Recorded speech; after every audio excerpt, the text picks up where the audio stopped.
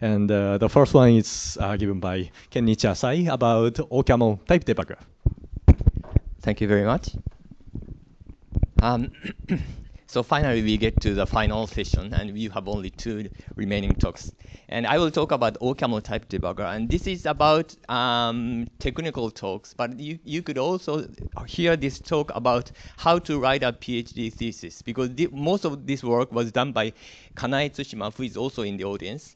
And you could think of this talk as how you could write your own. This is one example of how to write your own PhD thesis. And the last bit of work was done by Yuki Ishii at her undergraduate project.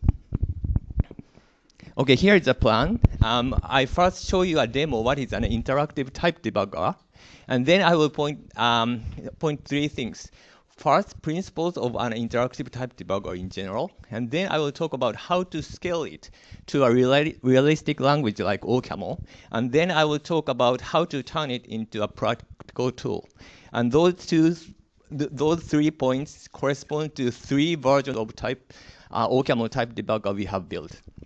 And finally, okay, this is an example. Well, this is an exercise that I use in the 2nd week of my OCaml course that I'm teaching. And the question is, well, given a quadratic equation with integer coefficients a, b, and c, where a is supposed to be non-zero, how many real solutions does it have? Okay, this is easy. So we know that discriminant d is defined as false, and depending on the positivity of d, we have 0, 1, or 2 solutions. Okay, this is a problem. And how to write that in OCaml? Okay, and this is the one solution that one of the students wrote. And well, I translated the comments into English so that you can read it. And I renamed some of the variables, but essentially this is what the student wrote. So she defined the discriminant function there, and then she wrote the number of real solution function here. Well, this function is actually fine, but instead of returning a value as an integer, she returned a string. But reading the comment, we see that she intends to return a value with integers because she writes int there. And in her test cases, actually she wrote 2 here. So that's an integer. So let's run this program. So we run it. And we get a type error, of course. So this is a type error that OCaml produced. So it essentially says that that 2 is an integer, but it should be string. But in fact, the real source of the type error is not there. But the problem was that the number of RS function returns the string rather than an integer. So in my system, whenever they got a type error, type debugger automatically launches. So this is what we do in my class. And the OCaml type debugger will ask you a series of questions to obtain your intention. So in this case, well, it says that do you intend this expression, this highlighted expression, that equal sign, to be of type alpha alpha bool? Well, this question is rather difficult for the novice programmer. And I just tell the student, well, in this case, you just say yes. So in this case, we say yes. And then we will get another question. Do you intend that expression as a whole to be of type string? And because she intends to return an integer value, no, it's not a string. So we say no. We say no.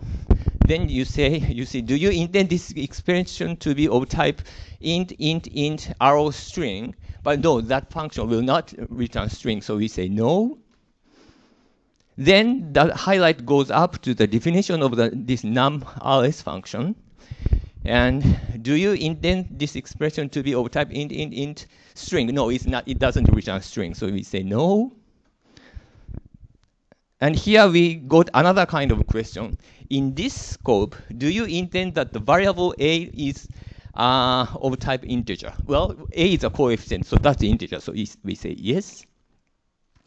Do you intend this expression to be of type int string? No, it doesn't return string. So we say no. Do you intend b to be string? B to be integer? Yes.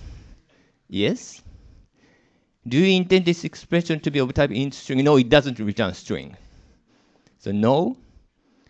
Do you intend c to be? Yes, it is. C is an integer. Do you intend this expression to be of type string? And well, as a teacher, I want the student to notice her mistake around this stage. But if you insist, well, she thought that this expression is an integer, so it's not string. So let's say no. Then, do you intend this expression to be of type bool? Well, this is a predicate, so that's a Boolean thing. So we say yes. And at this point, do you intend this expression to be type string? And well, it's rather hard to answer this question because it appears to be string. But if we thought about her intention, she intends that it should be int. So if she insists that, well, why not writing an integer like that form? And if you say yes here, no, do you intend this expression? Well, so what do you want to reply here? If you okay, no, yes. Well, if you say no, okay, that's also what the type error is highlighted. This expression has type string and it's not integer. And if you said that is, well, what did I? If you said yes, then you are told that before you said that this whole if expression was not string, but you now say you said that is string. So that is the source of the type error. So this is one story, but you could say something other things too. So let's do it again.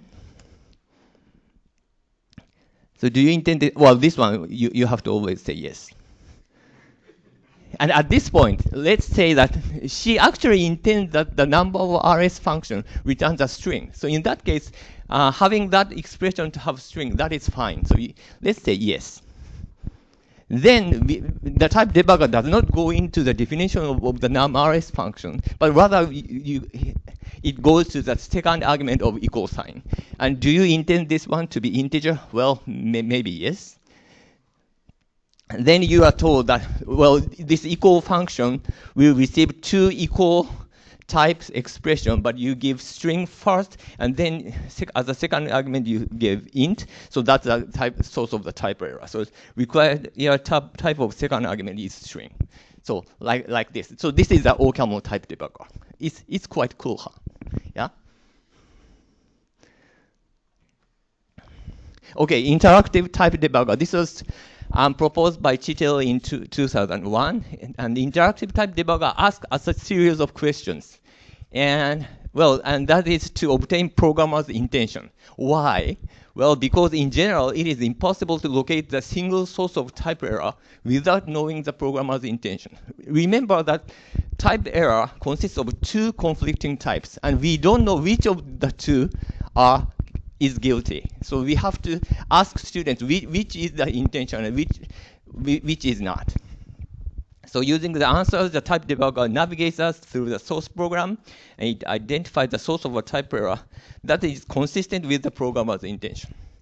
And so the final diagnosis will change according to the answers. So this is the type debugger. Okay, how does it work? Well, here is the principle of type debug, and it is very simple.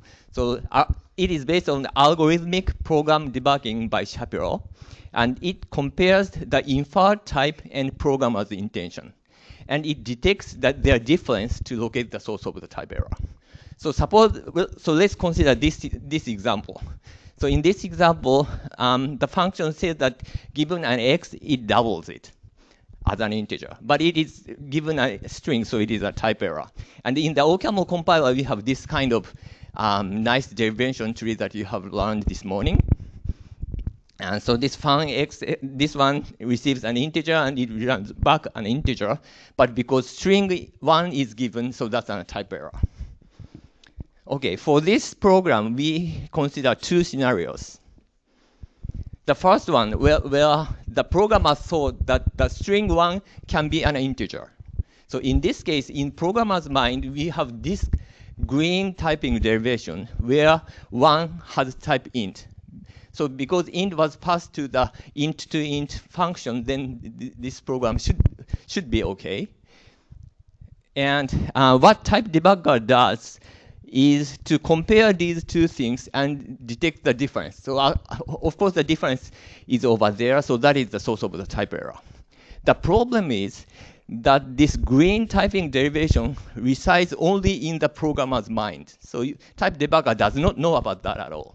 So you have to somehow find out that green things by asking questions. So type debugger goes as follows, because this one is a type error.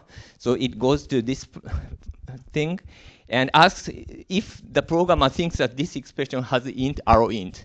And because they are the same, so a programmer will say, yes, I think so. Then and the type debugger goes to the next one, and do you think that string 1 has type string? And she says, no, it's not string. So, okay, now we could identify the source of the type error.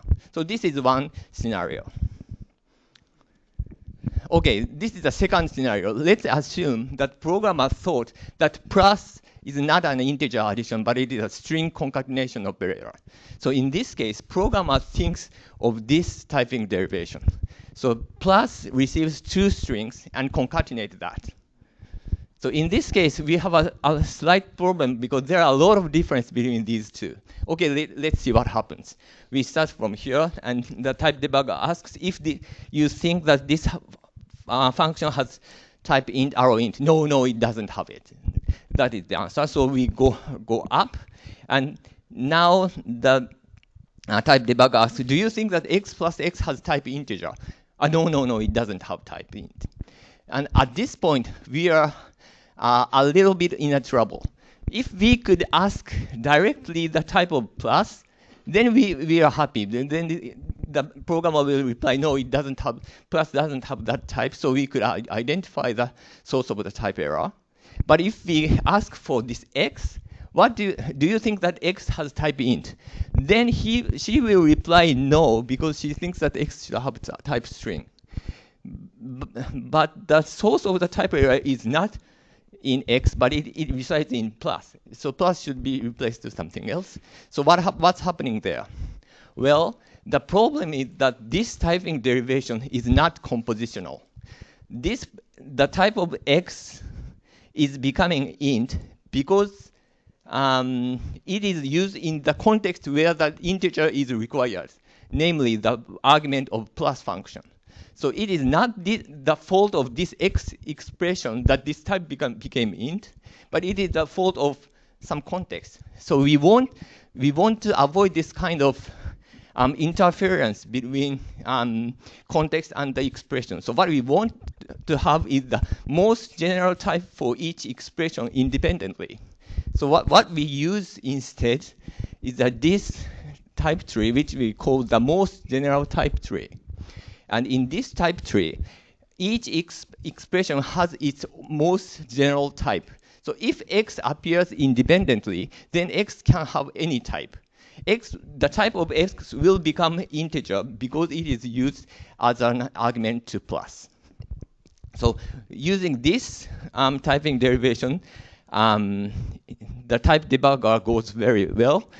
Even if you go to this place and asks, do you think that x has type alpha for some alpha? Well, the programmer will say yes, because alpha can be string, and that coincides with her intention. And if we go on to there, and we can identify the source of the type error.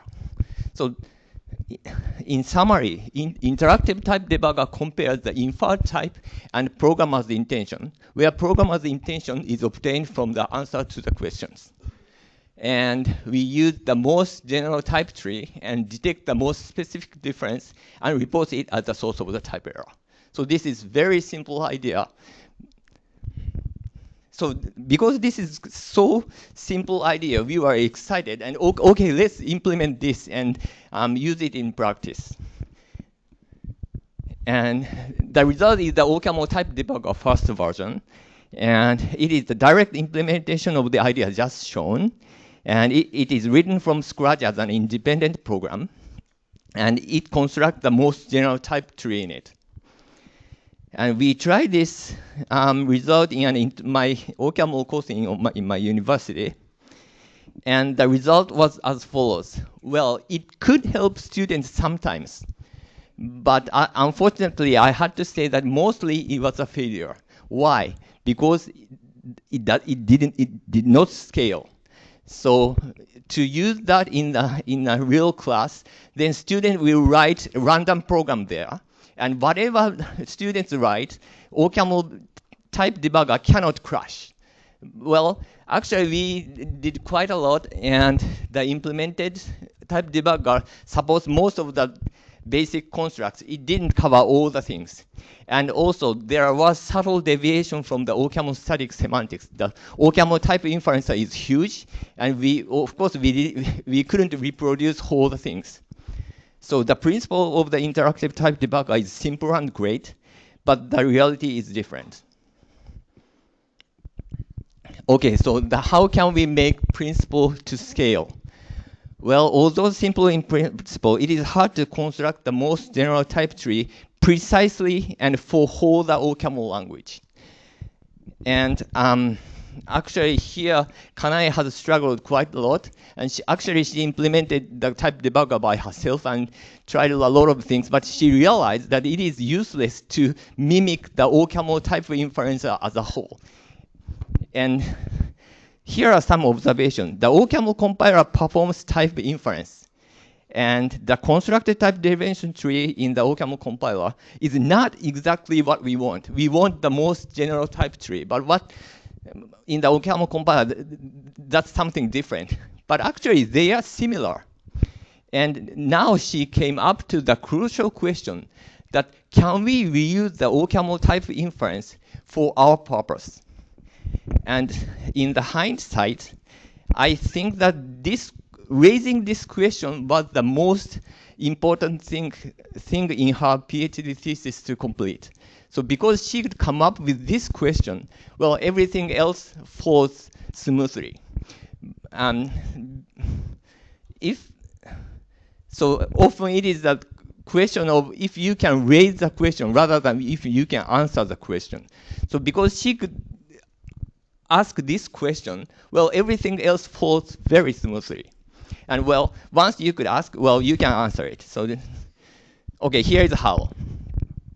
Well, we construct each node of the most general type tree one by one using OCaml type inferencer as a black box.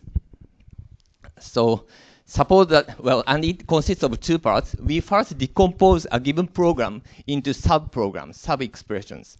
And then we use OCaml type inferencer to obtain their types. So here's how it goes. So we start from this expression, and because this expression is untyped, we decompose this expression into its function part and argument part. And for the function part, if we throw this expression to OCaml type inferencer, then it will reply, oh, it has type int, arrow int. So we got that type. And if we throw string 1 to the OCaml type inferencer, we will obtain the type string. So we could obtain the most general type tree up to here. So far, so good. So let's go into this subderivation where we need to go under binder. So next, we want to construct the type derivation for this one, and the sub-expression of this function will be, well, its body. So we can decompose this expression into its body and want to ask the type of this body. However, if we pass x plus x to the OCaml type inferencer, then OCaml will reply, it's untypable because x is unbound. So it will reply unbound variable. Okay, so we are in trouble. And to keep the environment information, we rather represent a program by a focused expression within bracket and its context outside the bracket. So first we were we were focusing on the function itself as a whole, because the sub-expression of that function is x plus x, so we shift the focus into the body of the function. But because we went under the binder, we keep that binder outside as a context, and we pass that expression to the OCaml type inferencer. Then OCaml type inferencer will return a type int arrow int, and it is easy to reconstruct the type of the x, which is outside the bracket, and type of the x plus x, which is inside the bracket. Is straightforward. So we can now obtain this one. And if we move this x and that int to the left of the turnstile, then that is what we want. Okay, let's continue. Okay, finally, we want further decompose this x plus x. The sub-expression of x plus x is x plus and x. So we have three sub-expressions, but because we are under the binder, we keep that bindings for all the sub-expressions, and we get those three expressions, and we can now ask their types to the OCaml type inferencer to obtain those three types. And we can now construct this most general type tree. And notice here that the type of x is not constrained because it is just a function. So this x can have type alpha, and that x has type alpha. And the type of x becomes int only when it is used in the context. So this is how we use the OCaml type inferencer to construct the most general type tree. Okay, and based on that, we built the second version of the OCaml type debugger. It's implemented using the OCaml type inferencer 3.12. So we use the type inferencer in the OCaml compiler as is, as a black box. And we could support most of the construct, including exceptions, modules, objects, all fancy things. And it is, of course, faithful to the OCaml static semantics, because we are using the OCaml type inferencer within the type debugger. So it cannot deviate from the OCaml static semantics. And we used that in 2012 and 13. And the result is that it was the first usable version in practice, first reliable version in practice. So we could use that, and whatever students write in their programs, and this type debugger will not crash, at least. So in that sense, it was the first usable version. Because we could use that type debugger heavily. Because of that, it reveals a lot of issues. And in a nutshell, it was not a practical tool yet. And there are a lot of small things that we have to consider. And one main issue was that the wording of questions were very important. So you could never say, is this expression of type int? Because then, so this question is objective. So you are asking if something is int or not objectively. But what we want is the intention of the programmer. So you have to ask, do you intend that this expression to be of type int? And this difference is very important, and it has huge impact on the quality of answers. And we need more detailed type error explanation. The type debugger explained so far designates only one expression as the source of a type error, but it does not say why. So suppose that we have located the source of the type error in this if expression. All the type debugger says is that something is wrong in this expression. And it is already helpful that this expression is wrong, to know that this expression is wrong, but the novice programmer needs to know which part of it is wrong. So we want to say the predicate part 0 has type int, but it must be bool. So we need this kind of error message. And so for each identified expression, we want to present the violated type constraint. And well, actually, the algorithmic program debugging works for any language. It is a very general framework that works for any tree-like structures. But now we have to dive into the OCaml world. And to show violated type constraints, we need to handle OCaml-specific constraints. So what we did is we logged all the interactions students had with the type debugger.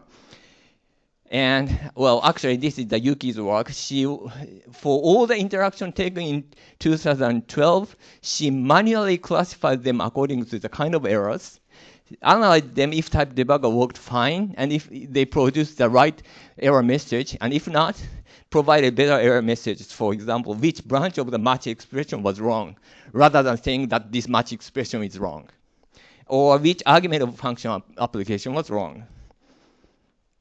And this is the final version that we are using right now and implemented in those years. And it's stable enough. In our class, it is launched automatically whenever students make mistakes. It is not a good idea to ask students to use type debugger when they encounter type error, because they never do. So it is launched automatically, and that has a huge impact. It works well. We heard that it helped me a lot, finding how my intention was not reflected in the program. I could find bugs myself using the type debugger, and this is a huge, fantastic thing, because then we don't have to take care of those kind of things, but we can concentrate on the more important topics, and they will learn how to do that. I was naturally led to think about types. Well, of course, it is hard to answer properly at the very beginning. At the very beginning, students will give a question and they just freeze. So they cannot answer properly. But well, we take care of that. We go by the student and ask the same question that the type debugger says and wait for the answer, and then I click the yes or no. And then after several iterations for several weeks, they learn. And well, naturally, a new issue arises. Well, because now the type error is handled quite nicely, they begin to complain about the syntax errors. So this is nothing to do with type debugging, but well, it is an interesting topic. And there are other things. We want to reduce the number of questions. We want to enhance user interface. The Emacs programming is horrible. And we want to do something about that. Automatic log analysis. We have a bunch of log to which we have nothing right now. We are, and maybe yeah. So if you are interested in OCaml type debugger, it is available there. And as a meta comment, well, the type debugger PhD was something that a simple principle applied to practice with a very simple idea, but which was pushed through all the way to the extreme. And that could be one way to obtain your PhD, I would think. I hope you will have an splendid research work in the future. Thank you very much.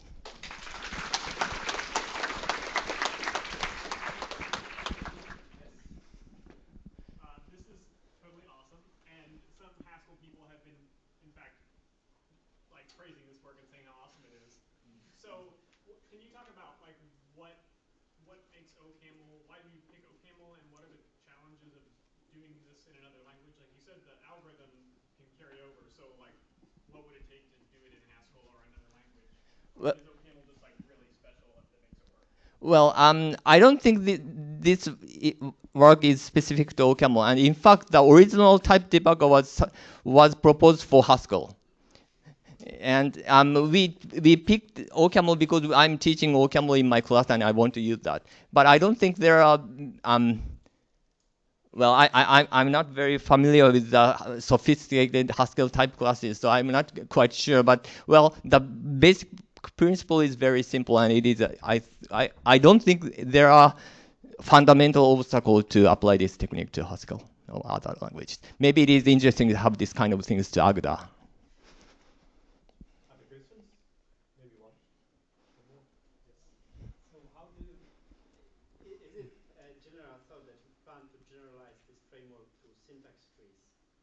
With any type, so that I can just input my grammar and how I do the typing rules, and then automatically handle the syntax errors. That's an interesting question. I've never thought of that. But so you are saying that can we do this type debugger language dependent, language independent. That's very interesting. Yes, that I've never thought of that, but that I think that's very interesting. Thank you. Yes. Thank you very much.